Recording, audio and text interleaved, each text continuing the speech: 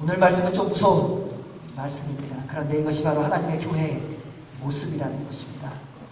여러분, 여러분에게 있어서 하나님의 교회는 어떤 모습입니까? 위로하고 사랑하고 섬기고 하나 되어서 가는 모습이겠죠. 실수하고 넘어지면은 정신없이 달려가고 세워줘야 하고, 그리고 위로하는 교회입니다. 그러한 모습이 분명히 하나님의 교회의 모습입니다. 우리는 초대교회 그러면은 그 초대교회로 돌아가야 한다고 말합니다. 사도행전적 교회로 돌아가야 한다고 말합니다.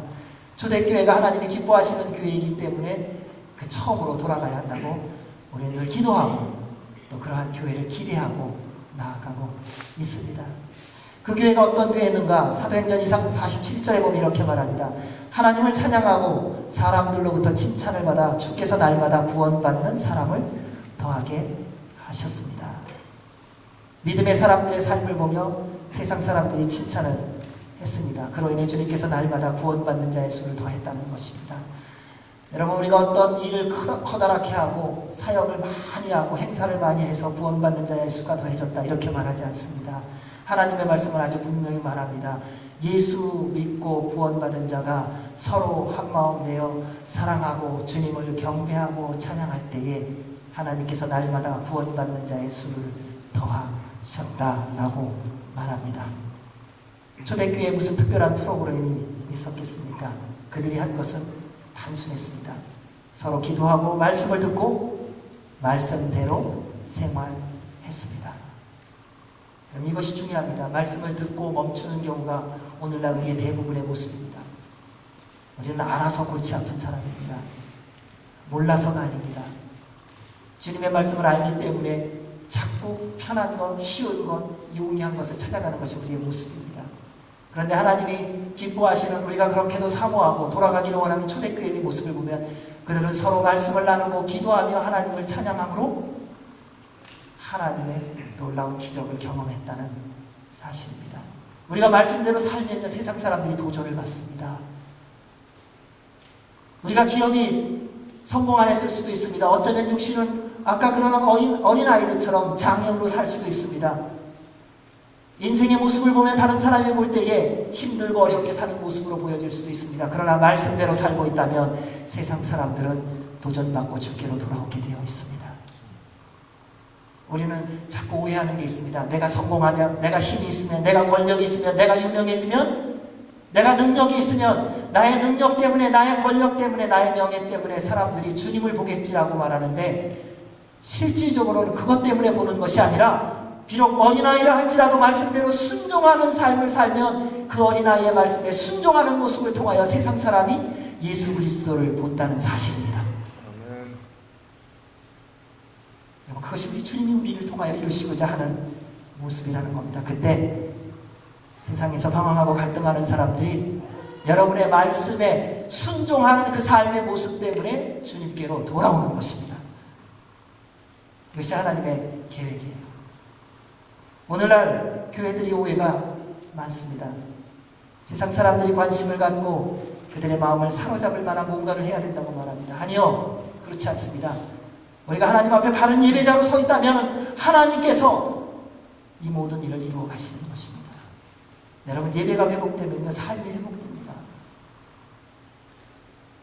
예배가 회복되면요, 언어가 회복됩니다. 예배가 회복되면요, 기쁨이 회복됩니다. 예배가 회복되면요, 기도가 회복됩니다. 예배가 회복되면요, 말씀을 읽는 것이 회복이 됩니다.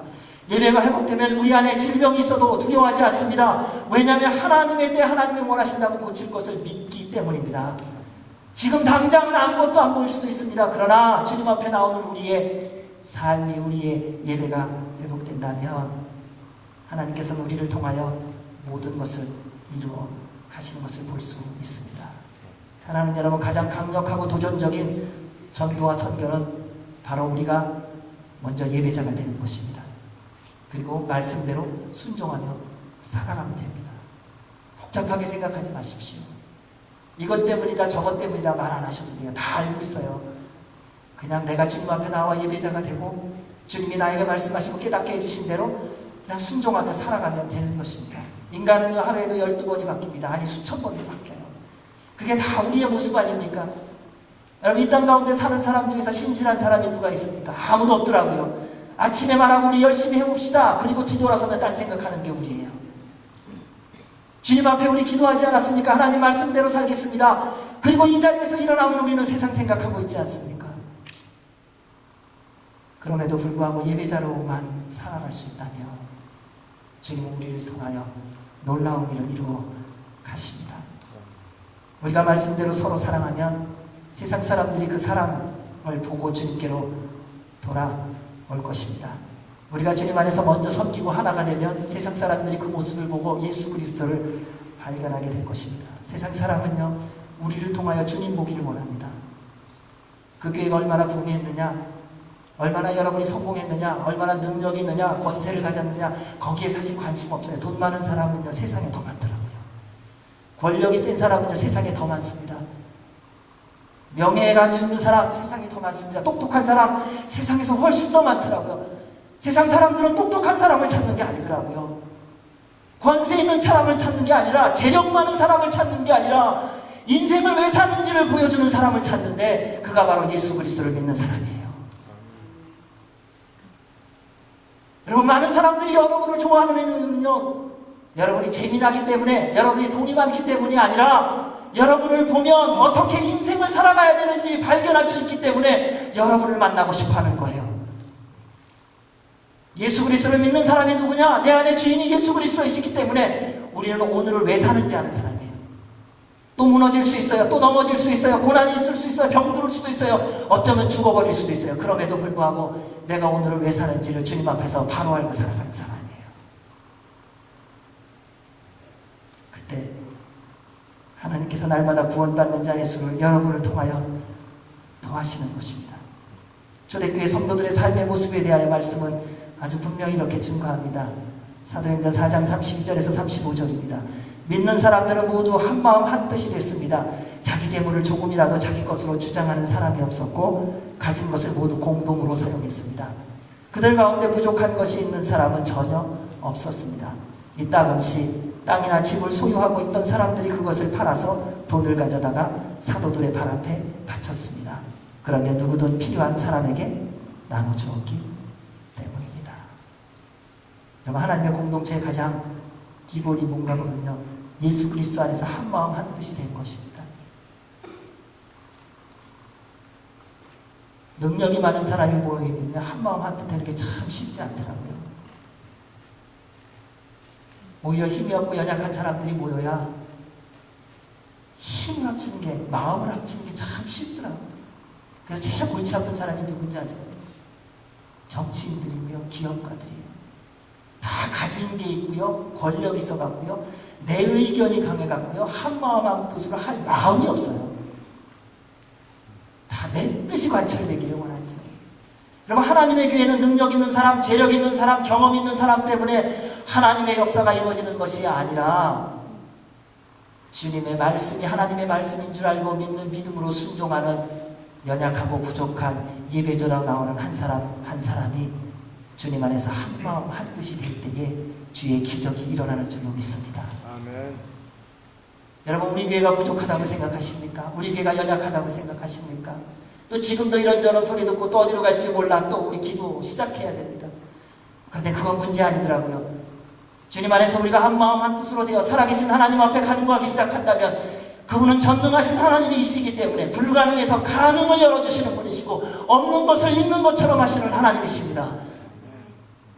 그런데 누가 그걸 제일 못 믿는 줄 아세요? 우리. 전능하다고 말을 하는데 믿지를 않아요. 창조주 하나님이라고 말을 하는데 그분의 창조주 되심을 별로 믿지를 않아요. 우리는 기도할 때는 믿습니다. 주님 그렇게 될 것입니다. 라고 말하고 회의하기 시작하면 다 딴소리예요.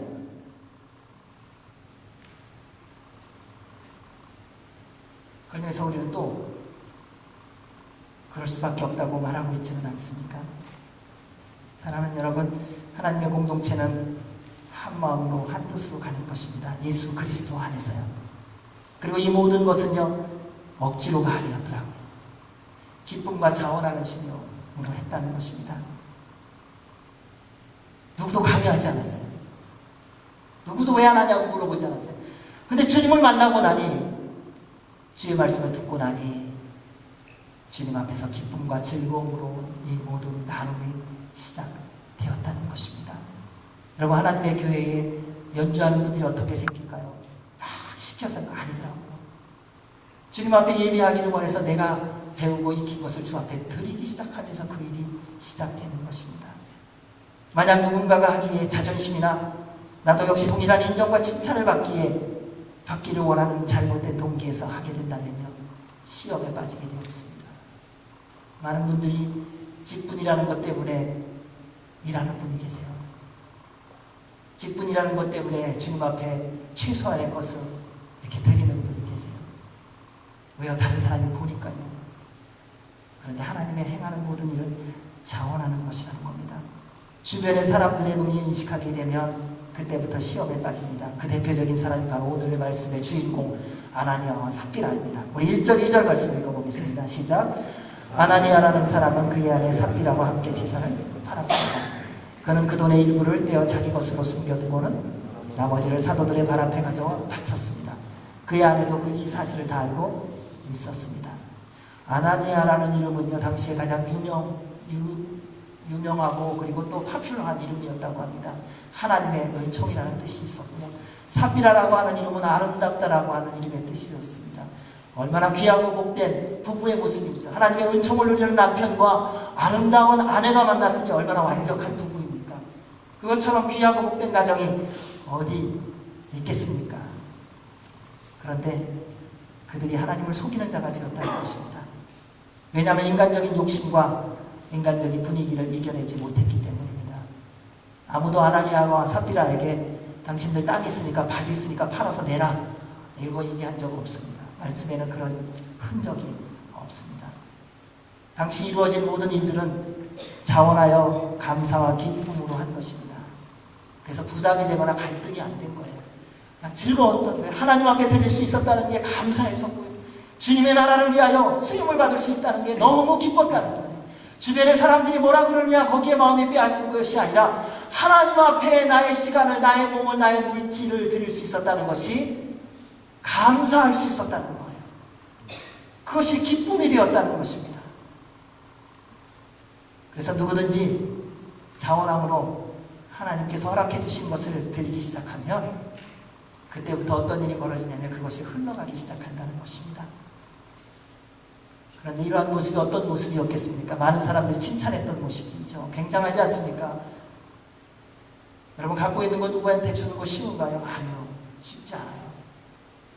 우리는 이렇게 말합니다. 어려운 사람 있으면 도와줘야지.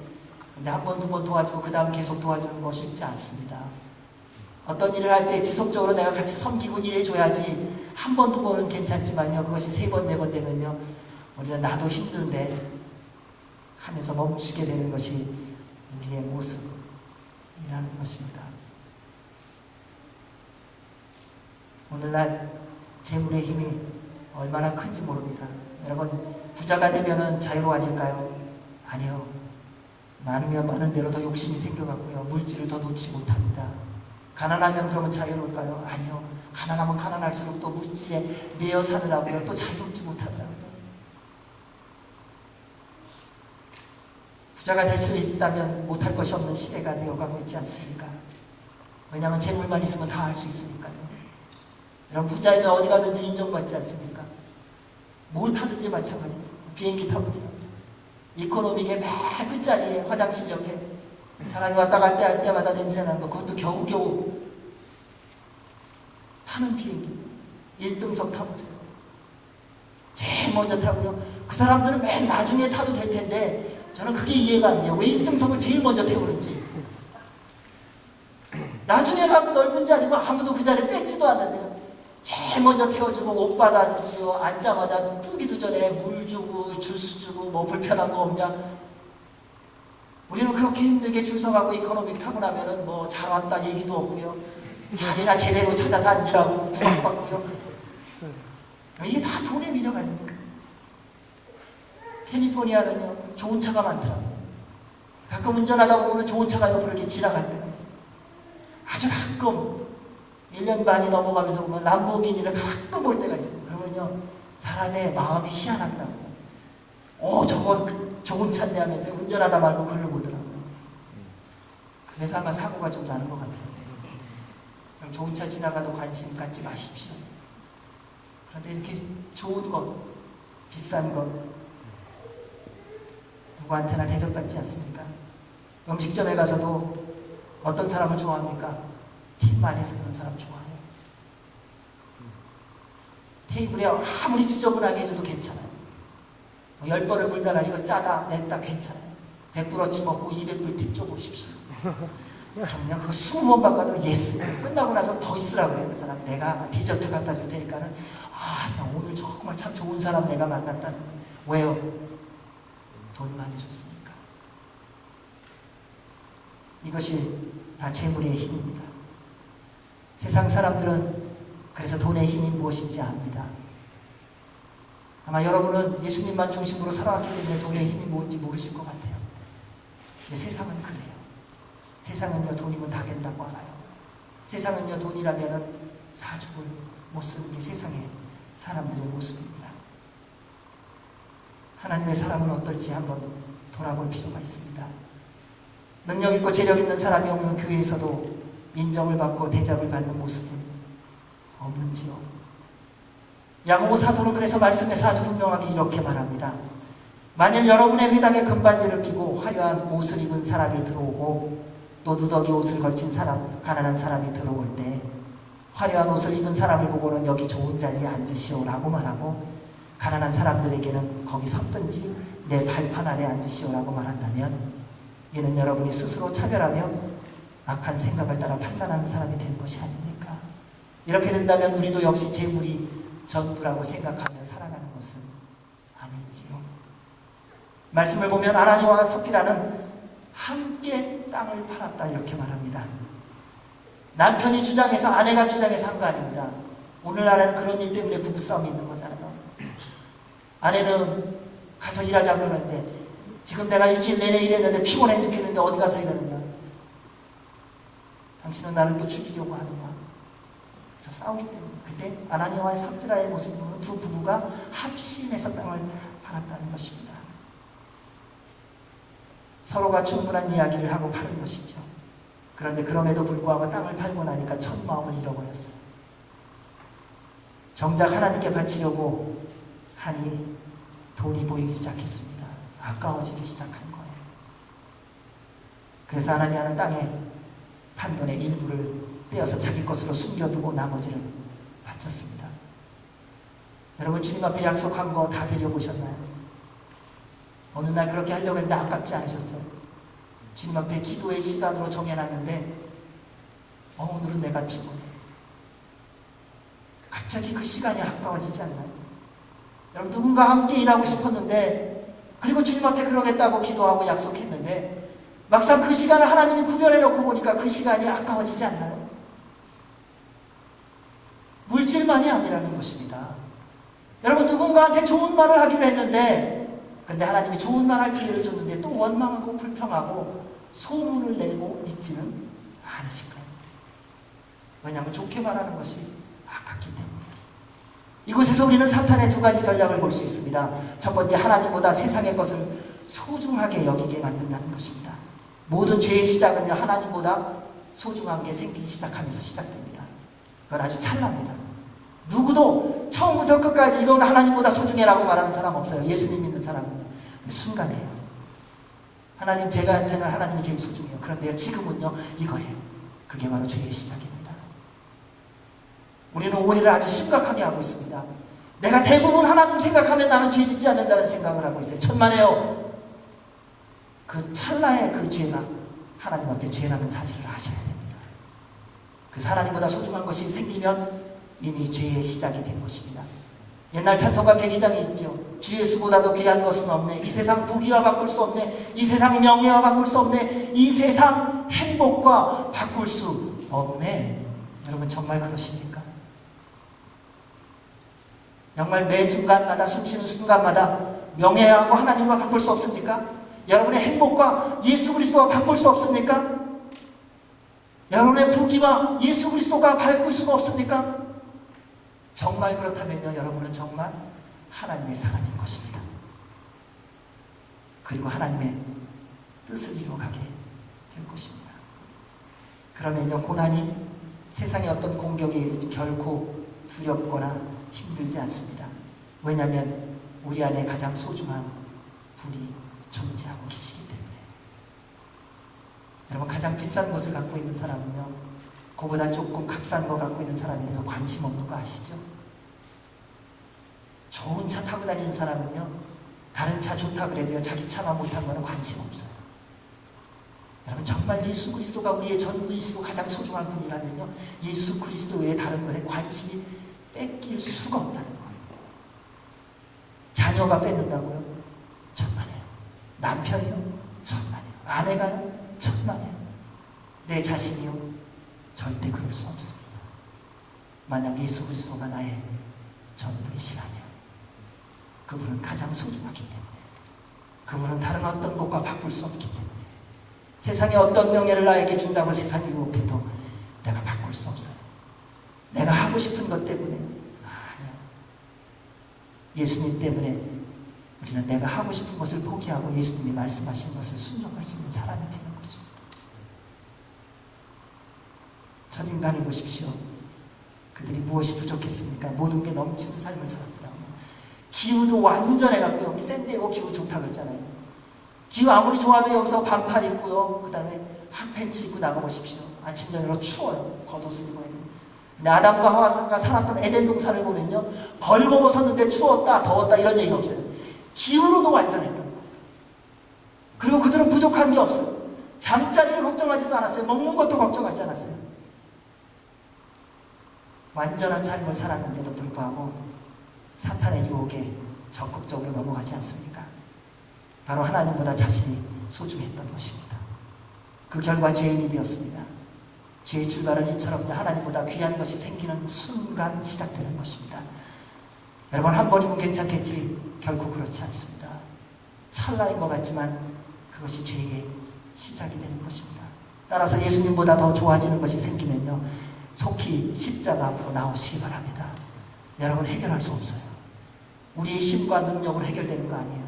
모태신앙이기 때문에 이길 수 있는 거 아니에요.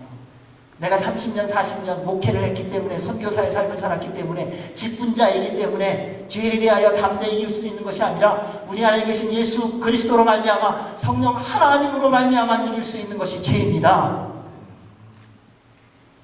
그래서 하나님보다 우선되는 것이 보여지기만 하면요, 빨리 그냥 주님 앞으로 나오세요.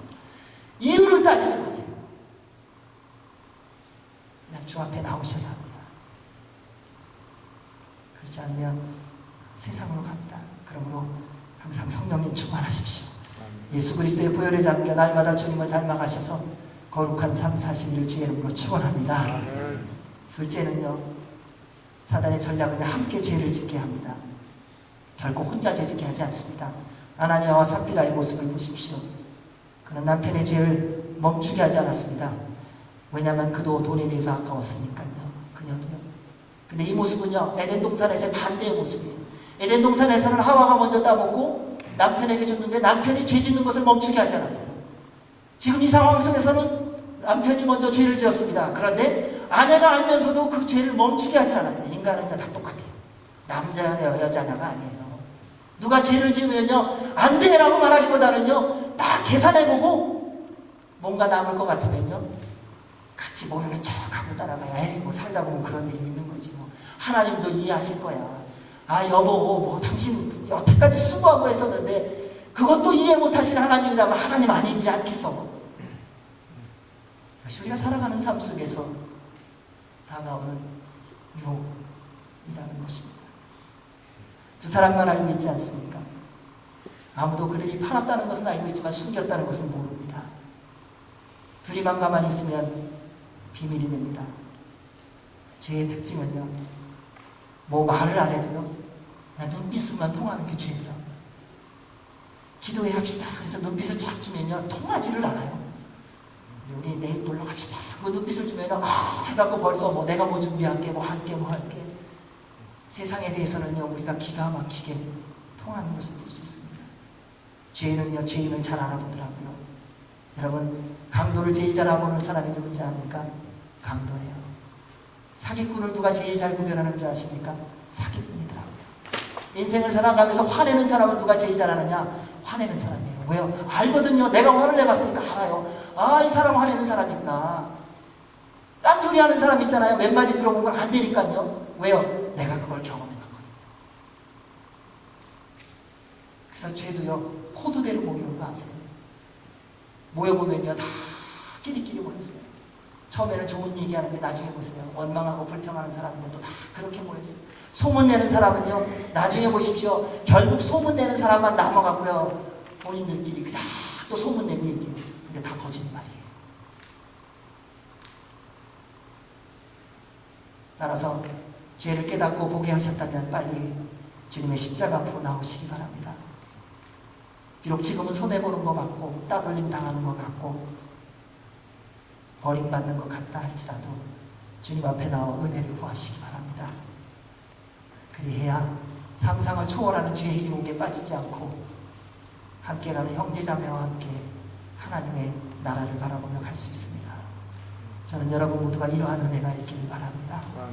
우리 3절 4절 말씀 읽겠습니다. 시작. 그러자 베드로가 말했습니다. 아나니아야,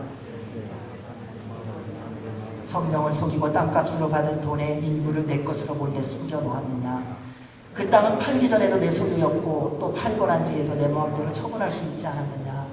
그런데 왜 이런 일을 마음에 품었느냐? 너는 사람을 속인 것이 아니라 하나님을 속인 것이다. 베드로는 분명히 말합니다. 아나니아가 사도들을 속였다 말하지 않습니다. 너 왜 나 속였니가 아닙니다. 왜 하나님 속였니라고 말합니다.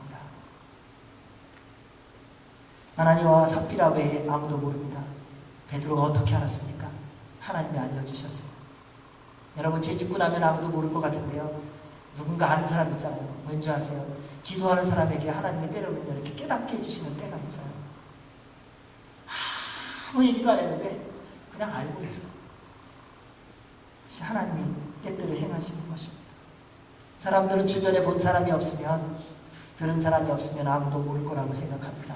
그리고 나만 말하지 않으면 아무도 모를 거라고 하는 위대한 착각이 있습니다. 그런데 조금만 지나보십시오. 나는 아무 말도 안 했는데요. 나만 모르고 다 알고 있어요.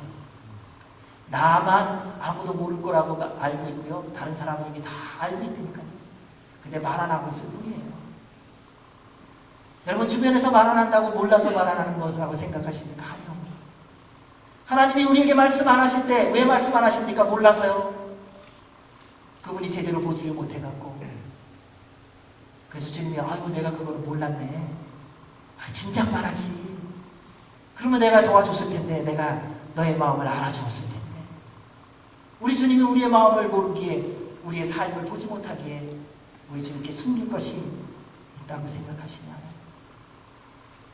하나님을 믿고 있는 사람 가운데 누가 하나님을 속일 수 있다고 생각하겠습니까? 아무도 하나님 속일 수 있다고 생각 안 해요. 그런데 여러분, 하나님 우리가 얼마나 많이 속이는 줄 아세요? 우리가 말로는 하나님 속일 수 없다고 말해요. 그리고 말하면서 함부로 살아가요. 우리가 말하는 거 하나님이 다 듣고 계시잖아요. 하나님은요, 우리의 마음까지도 보고 계시다고 말하잖아요. 우리 누군가의 것을 훔치면은 그게 도적이라고 해요. 그런데 하나님은 말씀하십니다. 누군가에 대해서 욕심을 내면 이미 도적질한 거라는 거예요. 우리는 한 남자 한 여인이 자면 간음이라고 말해요. 그랬는데 우리 주님은 말합니다. 남자를 보든 여자를 보든 그 마음에 음욕을 품었다면 이미 간음했다고. 우리 주님은 그렇게 다 보시더라고요. 그런데 우리는 현장에 증거만 없으면 그런 적 없다고 하나님 앞에서도 말하지 않습니까? 그리고 말해요. 나는 하나님 속인 적 없다고. 나는 하나님 앞에서 떳떳하다고. 그들은 단지 사도들만을 속이려고 했죠. 하나님 속일 마음은 전혀 없었을 거예요. 어떻게 하나님 속인다고 하겠어요?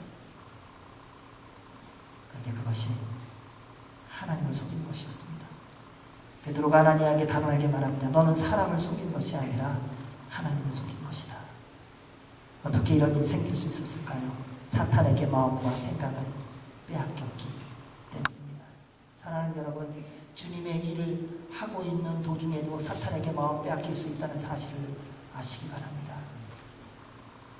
아나니아와 삽비라 땅을 팔아서 하나님 앞에 예물 드리는 거 아닙니까? 가난하고 어려운 사람들에게 도우라고 본인의 땅을 팔아가고서 바치는 거잖아요. 그런데 그 바치는 과정 속에 사탄에게 마음을 빼앗겼어요. 우리는 주님의 일을 하고만 있으면은 당연히 하나님이 처음부터 끝까지 무조건 기뻐하신다고 생각합니다. 아니요. 하나님 일을 하면서도 사탄에게 마음을 빼앗길 수 있다는 사실을 아셔야 돼요. 굉장히 중요한 것입니다. 그리고 무서운 것입니다. 사탄에게 마음이 빼앗기면 욕심이 생기죠. 하나님께 드리는 것이 아까워지기 시작합니다. 모든 믿음의 사람들이 말합니다. 어떻게 사세요? 은혜 가운데 살아요. 하나님이 복 주셔서 오늘 하루 일용한 만남을 줘서 살게 해주세요. 주님이 건강 주셔서 제가 살아요. 그런데 하나님께서 말합니다. 나와 함께 가자. 하나님 제가 좀 더 건강해지면 갈게요. 하나님 제가 조금 더 잘 살면요 주님 나라에서 멋지게 한번 살아볼게요. 끝이 없습니다. 언제까지요? 죽을 때까지. 여러분 처음에 주님 앞에 기도하셨죠. 주님 사업을 세워주시면 제가 주 뜻대로 살겠습니다. 사업을 세워주시니까 내 할 일이 바빠지잖아요. 주님 할 일보다. 사업이 잘 되고 싶시오. 그 다음에 하나님 제가 집 사고 나면은 집 사고 싶시오. 차 사고 나면 차 사고 싶시오. 자녀가 잘 되고 나면 자녀가 잘 되고 싶시오. 결혼 잘하고 나면 결혼 잘 되고 싶시오. 손주들이 잘 태어나고 나면 손주들 잘하고 싶시오. 그들이 건강하게 자라고 나면 도대체 언제 하나님 앞에 나올 수 있는 시간이 없어요. 왜요? 막상 하나님 앞에 드리려고 하니까 아까운 거예요. 이것은 역사가 있어요. 이스라엘 백성들을 보십시오. 하나님 앞에 제물을 드릴 때에 하나님께서 분명히 말씀하셨습니다. 그리고 명령하셨습니다. 나에게 드리는 제물은 흠과 티가 없는 것으로 가지고 와야 된다. 그런데 나중에 시간이 지나면서 어떤 일이 벌어졌냐면 팔 수도 없는 절름발이 버릴 수밖에 없는 제물을 가지고 하나님 앞에 드리는 기가 막히니 왜 그랬습니까? 아까우니까요. 하나님께서 건강을 주셨습니까? 여러분 주님이 부르실 때 그 건강이 아깝지 않으세요? 주님이 여러분의 물질을 허락해 주셨습니까? 주님 앞에 감사와 기쁨으로 드리는 것이 아깝지 않으십니까? 시간을 하나님이 주셨다고 믿으시는데 막상 하나님 앞에 나와 예배하고 기도하고 말씀 보는 시간은 아깝지 않으십니까?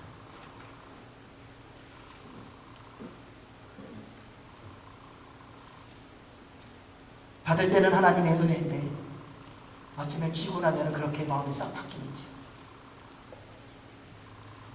하나님 앞에 구할 때는요 간도 쓸개도 다 빼줄 것처럼 얘기하고, 근데 그 하나님이 또 믿어주시고 또 줘요. 저는 그 하나님이 이해가 안 돼요. 또 주시더라고요. 죽을 것 같아서 기도하면 또 하나님이 회복해 주세요. 회복해 주시고 나면 또 내가 만나고 싶다고 하는데 하나님 지금은 바빠.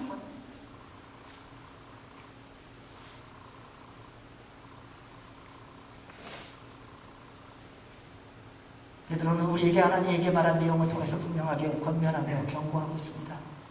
그 땅을 팔기 전에도 내 소유였고 그 땅을 또 팔고 난 뒤에도 내 마음대로 처분할 수 있지 않았느냐. 그런데 왜 이런 일을 마음에 품었느냐. 너는 사람을 속인 게 아니라 하나님을 속인 것이다. 사랑하는 여러분, 주님께 약속하신 것이 있다면 지키시기 바랍니다. 말씀대로 살긴 했다면요 사람 보지 마세요. 환경 보지 마세요. 여건에 흔들리지 마세요. 그냥 하나님 말씀 붙들고 순종하세요. 누구 때문이라고 말하지 마십시오. 누구 때문이며 다 나 때문이에요. 내가 순종하는 것이지 다른 사람이 나로 순종하지 못하게 만든 거 아니에요. 누가 힘들게 만들었습니까? 내가 나 자신을 힘들게 만든 것 뿐이더라고요. 사탄에게 마음 빼앗기지 마시기 바랍니다. 그러면 자신도 모르게 하나님을 속이려고 합니다. 사랑하는 여러분, 주님 앞에 정직히 사시기 바랍니다. 사람이 보는 것이 아니라요 그냥 하나님 앞에 여러분의 있는 모습 그대로 살아가십시오. 그냥 주님이 보시는 대로 살아가세요. 뭐 목사가 뭐라고 하면 신경 쓰지 마세요. 누가 뭐라면 관심 갖지 마세요. 하나님 아버지께서 여러분에게 말씀하시는 대로 살아가세요. 그러면 돼요. 그게 하나님이 기뻐하시는 삶이더라고요. 그때 하나님의 은혜와 복을 누리며 살 수 있습니다. 우리 5절 6절 말씀 읽겠습니다. 시작. 하나님 말을 듣자마자 쓰러져 죽었습니다. 그리고 이 일을 듣는 사람들은 모두 두려움에 사로잡혔습니다. 그때 청년들이 들어와 그 시체를 싸서 들고 나가 묻어 죽었습니다. 하나님의 심판이 바로 임했습니다.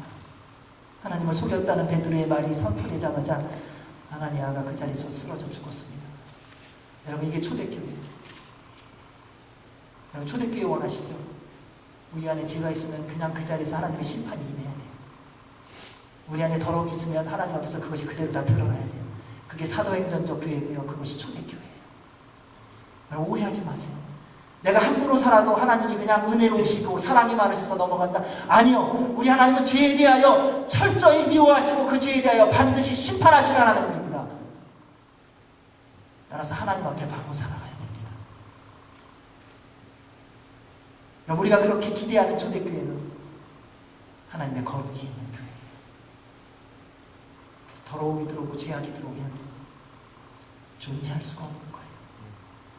당시 초대교회 모습이 세상 사람들에게 좋은 영향력을 끼치며 기쁨과 즐거움 속에서 하나님을 경배하고 찬양하는 공동체 아니었습니까? 그런데 그곳에 이러한 사건이 일어난 것입니다. 하나님과 그는 한마디로 심판을 받는 샘플이 되었어요. 이 말씀을 준비하면서 기도를 다시 하기 시작했어요. 하나님, 주님의 말씀에 무슨 이유로도 거역해서 심판을 받는 샘플이 되지 않게 해주십시오. 아무도 예외 없습니다.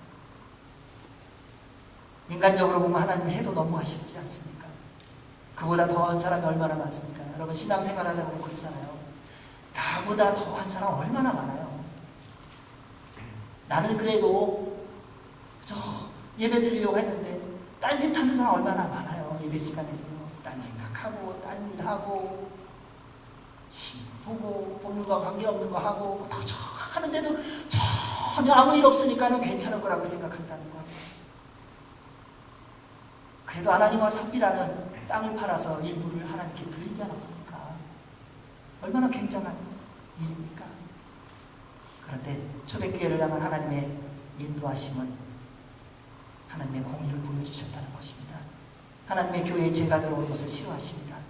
죄는 조금만 틈이 있어도 그 틈을 타고 들어오게 되어 있습니다. 그래서 말씀은 말합니다. 작은 여우와 같은 존재가 교회 안에 없도록 기도하라고요. 사랑하는 여러분, 그래서 공동체를 위해서 기도할 때 꼭 그 기도하셔야 돼요. 하나님, 작은 여우와 같은 사단의 세력이 없도록 보혈로 덮어주시고 성령님의 불로 태워주십시오. 그래서 우리 하나님은 작은 죄라 하여도 철저하게 제거하길 원하십니다. 왜냐하면 아무리 작은 죄라 하여도 우리 마음에 있으면 하나님만을 바라보지 않기 때문입니다. 하나님은요, 우리가 하나님만 바라보길 원하세요. 그래야 하나님을 주실 수 있기 때문입니다. 여러분, 하나님을 수고하시길 바랍니다. 그것이 우리가 주님을 믿는 이유입니다. 7절에서 11절 말씀 읽겠습니다. 시작. 3시간쯤 지나서 그의 아내가 무슨 일이 일어났는지도 모르고 돌아왔습니다. 베드로가 그녀에게 물었습니다.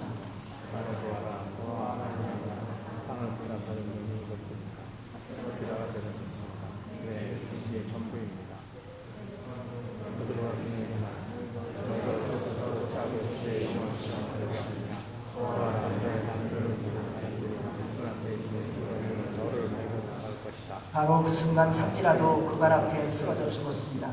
그러자 청년들이 들어와 그가 죽은 것을 보고 메고 나가 그 남편 곁에 묻었습니다. 온 교회와 이 일에 대해 소문을 들은 모든 사람들은 큰 두려움에 사로잡혔습니다. 남편이 죽은지 모르고 3시간 만에 삽비라가 돌아왔습니다. 베드로가 물어보았습니다. 이게 다 판돈 전부 다냐? 삽비라가 말합니다. 네. 왜 물어봤을까요? 알고 있으면서요. 돌아오라고요. 회복하기를 원하셔서요. 주님께 다시 서게 하시기 위해서요. 숨긴 것을 인정하고 회개하면 하나님의 용서와 회복이 주어진 은혜의 순간을 하나님이 또 주신 거예요. 우리는요, 이 정도 하면요, 괘씸해가고요, 물어보지 않고 정리해버려요. 하나님은 또 물어보세요. 왜요? 돌이키시라고요. 하나님의 은혜와 복으로 살게 하시는군요. 우리 하나님은 언제나 우리에게 하나님께로 돌아올 기회를 주십니다. 하지만 그 기회를 놓치면요, 다시 돌아올지도 없을 수도 있습니다. 따라서 하나님께서 여러분에게 기회를 주셨을 때 돌아오시기 바랍니다. 사랑하는 여러분, 하나님이 여러분에게 기회 주셨을 때 돌아오십시오. 우리는요, 어느 사람을 제일 부러워하는 줄 아세요? 예수님이 십자가에 달려 죽으셨을 때 한편 강도예요. 마음껏 강도짓하면서 살다가 맨 마지막에 예수님한테 한마디예요. 예수님, 저 좀 봐주세요. 그래, 오늘 이 밤에 내가 나와 함께 낙원에 있으리라. 여러분, 그 사람은 그 강도밖에 없어요. 우리도 그럴 거라고 오해하지 마십시오. 우리는 그러기에는 너무 예수님을 많이 합니다. 우리는 그러기에는 너무 예수 그리스도를 나의 구세주로 고백하고 따르겠다고 결정한 때가 많습니다. 우리는 부인하기에는 너무 주님을 많이 알고 많이 만났다는 것입니다. 베드로는 아나니아와 삽비라에게 회개의 기회와 회복의 기회를 줬습니다. 그런데 죄가 들어가면 회개가 쉽지 않습니다. 여러분, 욕심이 한번 들어가면요, 그 욕심을 버리기가 쉽지 않아요. 이번만이라고 말하죠. 도박하는 사람들 보십시오. 그분들의 특징은 아주 공통적이 됩니다. 내가 요 몸만 따면 안 한다는 거예요. 따보십시오. 그 다음에 또 딸 거라고 또 하고요. 잃어버리십시오. 그 다음에 따야 하기 때문에 또 합니다. 마약하는 사람이 한 번만이라고 말하지 않습니까? 알코올 중독자가 한 번만이라고 말하지 않습니까? 성 중독자가 2번만이라고 말하지 않습니까? 거짓말하는 사람은요, 2번만 말한다고 말하지 않습니까? 그런데 그것이 사탄이 우리를 유혹하고 속이는 것이라는 것입니다. 따라서 죄에 대해서는 처음부터 여러분 거절해야 됩니다.